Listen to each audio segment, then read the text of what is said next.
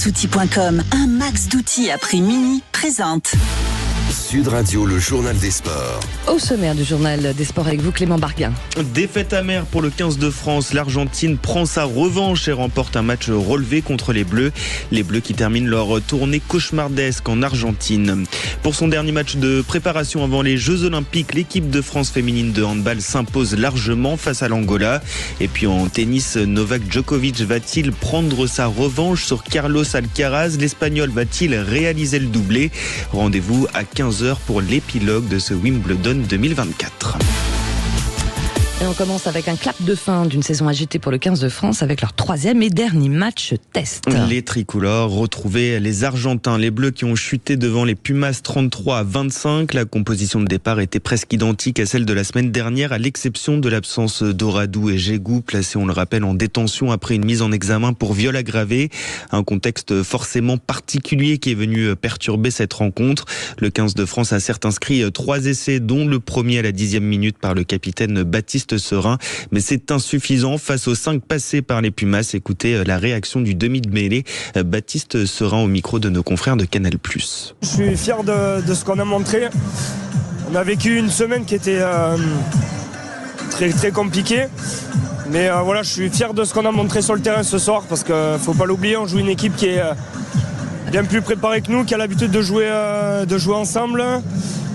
Mais si mes calculs sont bons, on gagne la tournée contre eux. Et avec une équipe qui était remaniée, remplie de jeunes, d'envie. Voilà, c'est bien la France qui remporte la tournée estivale face aux Pumas malgré la défaite d'hier soir. L'équipe de France de rugby qui va désormais rentrer au pays pour régler notamment ses multiples soucis en interne. Voilà, puis clap de fin également pour l'Euro 2024, Clément. Qui de l'Angleterre ou de l'Espagne va remporter le 10e titre de champion d'Europe de l'histoire? C'est le match du tournoi, celui que tout le monde attend depuis un mois. Sans surprise, l'Espagne est la grande favorite avec un Lamine Yamal qui explose les records de précocité. Le plus jeune joueur à participer à une finale de l'Euro. L'Angleterre, elle peut compter sur sa solide défense et son attaque de rêve avec un Jude Bellingham et un Harry Kane qui n'en finissent plus d'impressionner les supporters anglais. Le coup d'envoi de la finale sera donné à 21h par l'arbitre français François Le Texier. Ce sera au stade olympique de Berlin. Et puis les handballeuses françaises qui terminent leur préparation au jeu sur une large victoire face à l'Angola. C'était la dernière répétition avant d'entrer dans les Jeux Olympiques. Après un quart d'heure de mise en route, l'équipe de France féminine de handball a facilement pris le meilleur sur l'Angola pour s'imposer 33-20. Menée de 3 buts au milieu de la première période, les Bleus ont ensuite réussi à museler leur adversaire avec une défense en 5-1 avec de bons décalages. Écoutez la réaction d'après-match d'Estelle Nze Minko, l'arrière gauche des Bleus. Elle était au micro de nos confrères de l'équipe. Oui, on est satisfaite de ce match. C'est vrai que le départ a été difficile.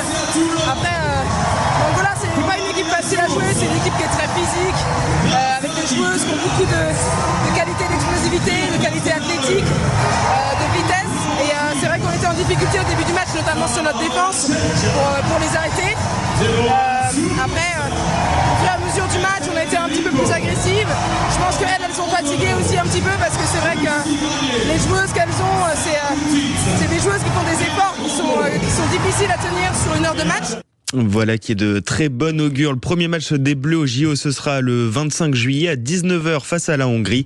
Match qui se déroulera à la porte de Versailles. Et puis parlons tennis avec la fameuse finale homme de Wimbledon. Oui, qui est de Carlos Alcaraz où Novak Djokovic va remporter cette finale. Une affiche de rêve, un duel au sommet pour un remake de la finale de l'année dernière. Djoko va disputer sa première finale sur le circuit depuis 9 mois et sa victoire au Masters.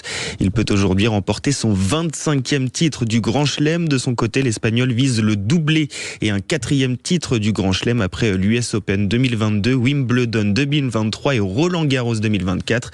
Quels sont les enjeux économiques de cette rencontre? Écoutez Louis-Marie Valin de l'Observatoire du Sport Business. Aujourd'hui, c'est l'heure de la revanche pour Novak Djokovic qui entend bien récupérer son titre de Wimbledon face à son tombeur de l'an passé, l'Espagnol Carlos Alcaraz.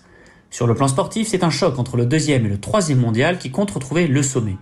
Un sommet que le Serbe semble en revanche avoir abandonné sur un plan économique. En effet, depuis le début de l'année, le jeune Espagnol s'est imposé comme le joueur le plus bankable du circuit et devance désormais son prestigieux rival avec 45 millions de dollars gagnés en 2024 contre 38,7 millions pour Djokovic. Plus surprenant, il est également le joueur ayant amassé le plus de revenus extrasportifs avec 30 contre 26 millions. Une révolution tant le joueur le plus titré de l'histoire est ancré dans l'imaginaire collectif. A noter d'ailleurs que celui qui les précède tous deux au classement, ATP, l'Italien Sinner, est loin derrière eux. Le match de cet après-midi va donc bien au-delà du simple gain d'un tournoi majeur et des 3,5 millions de dollars qui l'accompagnent. C'est l'hégémonie sur tout un secteur économique qui se joue. Voilà l'info sport business que l'on retrouve chaque dimanche dans le journal des sports de Sud Radio. Mais tout de suite, on prend la direction du Tour de France. Agriconomie.com, le site partenaire des agriculteurs, présente Sud Radio fait son tour de France. Et avec Théo, on retrouve notre consultant Vincent Barthaud. Bonjour Vincent. Bonjour Vincent. Bonjour à tous. Alors hier on a vu un véritable show Pogačar, encore une fois j'ai envie de dire, mais est-ce que on s'attendait pas justement à une étape plus mouvementée que de voir une attaque dans les derniers kilomètres, parce que on a quand même eu 3 beaux cols. Est-ce que on n'a pas manqué de panache sur cette étape? Non, vous savez là, ça a été une étape vraiment très difficile. Les coureurs sont pratiquement sur le Tour de France depuis 2 semaines, donc c'est il y a quand même une certaine fatigue. Et puis on redoutait aussi hier simplement l'étape d'aujourd'hui qui va être terrible. Donc vous savez, on peut pas toujours être vraiment au top tous les jours, mais quand même ils nous ont montré que dans la dernière ascension, Pogačar a attaqué, c'était vraiment magnifique. Alors oui, donc étape d'aujourd'hui, 197 km, je le rappelle, avec plus de 4800 mètres de dénivelé entre Loudanvielle et le plateau de Beille.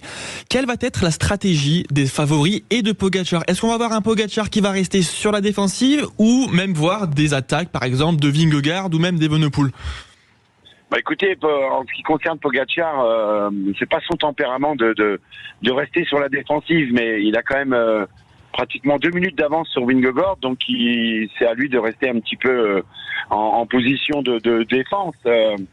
Après, vous savez, l'étape est tellement dure, il y a quand même 4 cols de première catégorie, et cette arrivée au plateau de Beille, qui est une arrivée hors catégorie, donc on a le temps de voir, mais je pense que si Pogačar voit que Vingegaard est légèrement en difficulté, il va pas hésiter à essayer de lui reprendre le temps encore un peu.